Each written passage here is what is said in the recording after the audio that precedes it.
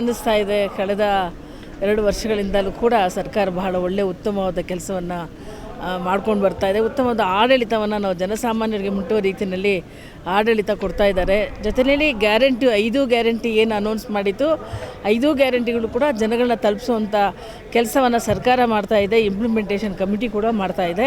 ಹಾಗಾಗಿ ಜನಗಳಲ್ಲಿ ಒಳ್ಳೆಯ ಉತ್ಸಾಹ ಇದೆ. ಇವತ್ತು ಈ ಬಾರಿ 3 ಬೈ ಎಲೆಕ್ಷನಲ್ಲಿ 3 ಸ್ಥಾನಗಳನ್ನು ನಾವು ಗೆದ್ದಿರ್ತಕ್ಕಂಥದ್ದು ಬಹಳ ಸಂತೋಷ ಇರ್ತಕ್ಕಂಥ ಆ ಒಂದು ಸಂತೋಷದ ಸಂಭ್ರಮದಲ್ಲಿ ಈ ದಿನ ಒಂದು ಕಾರ್ಯಕ್ರಮವನ್ನು ಮಾಡ್ತಾ ಇದ್ದಾರೆ.